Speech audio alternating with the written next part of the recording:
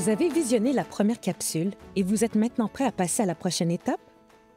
Attention, il est important de se rappeler à propos de la veille informationnelle qu'elle vise à informer des nouvelles publications sur un sujet, qu'une routine doit être établie pour que le processus soit efficace, qu'elle requiert de la planification et qu'il peut y avoir des options intéressantes à la veille informationnelle individuelle. En effet, des veilles existent déjà et couvrent peut-être le sujet ciblé.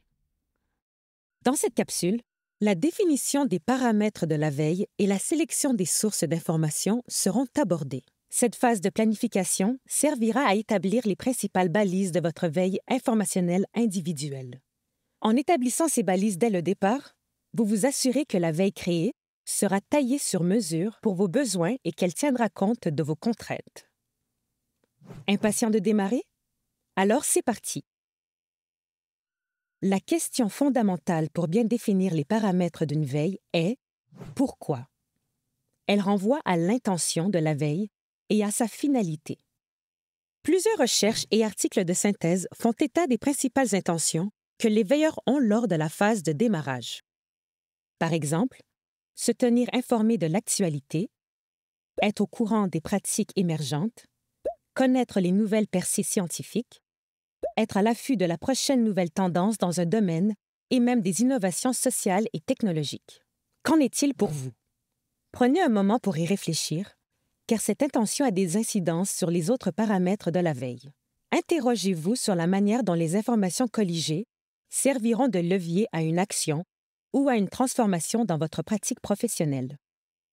Questionnez-vous aussi sur la finalité de la veille. Quels sont vos objectifs concrets? Quel est précisément le sujet ciblé? Souhaitez-vous améliorer vos pratiques pédagogiques en matière d'évaluation, par exemple? Appuyer une prise de décision sur un enjeu prioritaire à l'échelle d'une classe, d'une école ou d'un centre de service scolaire? Documenter les initiatives des écoles et des centres de services ayant des pratiques pédagogiques porteuses? Ou alors souhaitez-vous amorcer des réflexions dans le cadre d'un processus de développement professionnel, comme les communautés d'apprentissage professionnel et les communautés de pratique? Plus vous déterminerez avec précision l'intention de la veille et sa finalité, plus la sélection des types d'informations pertinentes pour vous sera facile. Cela nous amène à la seconde question. Ici, on s'interroge sur la nature des informations que l'on souhaite obtenir. Autrement dit, de quelles informations avez-vous besoin pour atteindre l'objectif de départ? En effet, les informations peuvent être de différentes natures.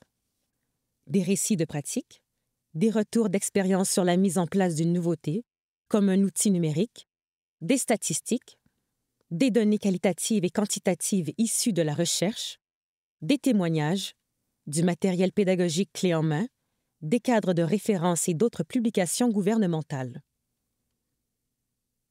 En répondant à cette question, vous pourrez d'emblée avoir une idée globale des types de sources d'informations qui pourraient vous être utiles. Mais nous y reviendrons un peu plus tard dans cette capsule. Passons maintenant à la troisième question.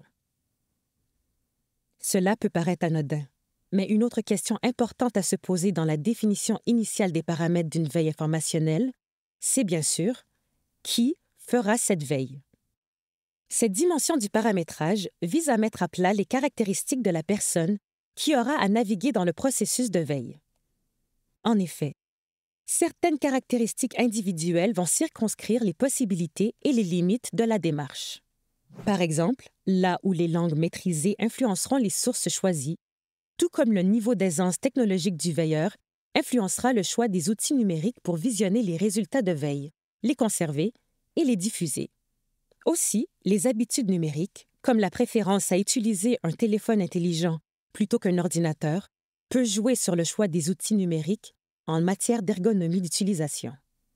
Et surtout, il faut se rappeler que la veille informationnelle requiert des compétences numériques dont l'utilisation des réseaux sociaux et de différentes plateformes, des compétences en évaluation des informations, comme un esprit critique, la capacité d'évaluation de la validité d'une source, l'évaluation de la pertinence de l'information pour un domaine précis, la capacité à ignorer le bruit, et des aptitudes dont la curiosité, le souci d'amélioration, la rigueur et la constance.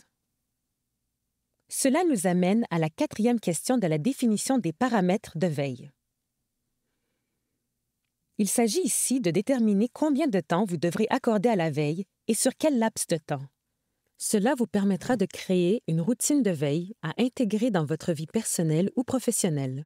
Mais cela vous servira aussi à déterminer approximativement la quantité de sources avec lesquelles vous démarrez la veille informationnelle. Plus votre intention de veille et vos objectifs seront restreints à un sujet précis, comme la gestion de classe, plus le temps accordé à votre veille quotidiennement sera limité. Au contraire, si l'intention et l'objectif sont plus larges, comme l'enseignement au primaire, plus de temps sera requis pour trouver des bonnes informations parmi celles qui sont proposées. Par la suite, il est nécessaire de déterminer les modalités de la veille en prenant en considération vos contraintes. Mais d'abord, il est utile de présenter les méthodes utilisées actuellement en veille informationnelle individuelle. Les bibliothèques de l'Université de Montréal et l'Université du Québec à Chicoutimi donnent une définition simple de ces méthodes. Il y a la méthode manuelle qui est aussi appelée « pull » car on tire l'information vers nous. Elle désigne une méthode où le veilleur cherche l'information, par exemple en se rendant sur plusieurs sites Web, en créant une requête dans un moteur de recherche, ou même en visitant ses sites favoris régulièrement pour y repérer des changements ou des nouvelles. Il y a aussi la méthode automatisée appelée « push », où l'information est poussée vers celui qui la consulte. C'est une méthode qui requiert l'aide d'outils numériques et d'alertes qui signalent la présence de nouvelles informations dès leur mise en ligne. Le veilleur est alors informé en temps réel et peut repérer plus rapidement les informations. Ces méthodes de repérage peuvent être représentées comme un continuum. Le processus de veille tend de plus en plus à aller vers un niveau d'automatisation élevé en raison de l'économie de temps que cela peut représenter pour les veilleurs. Donc, de plus en plus de veilles vont tendre vers une méthode push que pull. Aujourd'hui, on parle aussi de veille collaborative, dans laquelle plus d'une personne contribue aux étapes de collecte, de tri, de traitement ou d'analyse d'une veille. C'est une mise en commun qui est facilitée par les multiples outils numériques collaboratifs à notre portée. Toutefois, les paramètres de la veille peuvent être très différents car ils doivent être définis collectivement. Si vous optez pour cette modalité, il importe de revoir les réponses aux questions précédentes afin de valider leur adéquation avec une approche collaborative. Par ailleurs, pour déterminer le niveau d'automatisation de la veille, il faut examiner les coûts associés à ce choix. Certaines plateformes automatisées vous feront économiser du temps, mais leur version gratuite aura des fonctionnalités limitées. Il faudra alors souscrire à des abonnements, comme c'est le cas avec les plateformes dites freemium. Si vous n'êtes pas habitué à manipuler ce type de plateforme et que l'investissement de temps pour s'approprier les outils numériques paraît trop élevé, peut-être qu'une méthode ayant un degré d'automatisation moins élevé conviendrait mieux. Par ailleurs, il faut déterminer avec qui l'information sera partagée. Dans le cas d'une veille informationnelle à échelle individuelle, les possibilités sont un peu plus restreintes que dans le cas d'une veille inscrite dans un cadre organisationnel, comme à l'échelle d'une école ou d'un centre de service scolaire. Reste que la diffusion des informations recueillies auprès de personnes qui partagent les préoccupations ou les enjeux à l'origine de la veille fait partie intégrante du processus. Par exemple, cela aide à ce que de nouvelles pratiques professionnelles s'ancrent dans les milieux scolaires. Ainsi, un veilleur peut partager les informations recueillies avec des collègues, des amis ou des membres de son réseau, à condition de respecter les droits d'auteur associés. Le meilleur moyen pour atteindre ces personnes peut varier. Il se peut que ce soit via les réseaux sociaux, une infolettre interne ou même avec un blog. Une fois les grands paramètres de la veille déterminés, il est temps de sélectionner les sources d'informations qui seront requises. En ayant une idée globale de la nature des informations qui pourraient vous être utiles, vous serez mieux en mesure de cerner les sources qui pourront vous donner accès aux informations nécessaires pour atteindre votre objectif de veille. Ces informations peuvent venir d'une multitude d'acteurs et d'institutions. Par exemple, des organisations spécialisées en transfert de connaissances, des organismes subventionnaires comme le Fonds de recherche du Québec, de bases de données, de la presse écrite, d'organismes à but non lucratif ou encore des centres de recherche universitaires. Les recherches scientifiques, les rapports de recherche, les thèses et mémoires, mais aussi les actes de colloques dans le domaine de l'éducation, peuvent apporter de nouvelles données qualitatives et quantitatives sur un enjeu précis, comme l'efficacité de certaines pratiques pédagogiques ou même de services destinés aux apprenants. De leur côté, les publications gouvernementales vont souvent contenir des statistiques à jour ainsi que des pistes d'action relatives à un enjeu ou à une pratique professionnelle, comme on peut le voir avec le cadre de référence de la compétence numérique. Aussi, les nouvelles pratiques et initiatives peuvent être repérées dans les médias traditionnels, comme la presse écrite, mais aussi dans les revues professionnelles telles que Apprendre et enseigner aujourd'hui ou Pédagogie collégiale. Mais une question demeure. Comment avoir accès aux nouvelles informations publiées par ces différents acteurs? En fait, plusieurs moyens existent. Il faudra peut-être les combiner, poursuivre les activités et recevoir les nouvelles de l'ensemble de ces sources, car elles n'ont pas toutes les mêmes méthodes pour diffuser ces informations. La méthode du push contient 3 approches permettant de capter l'essentiel des nouvelles informations qui circulent.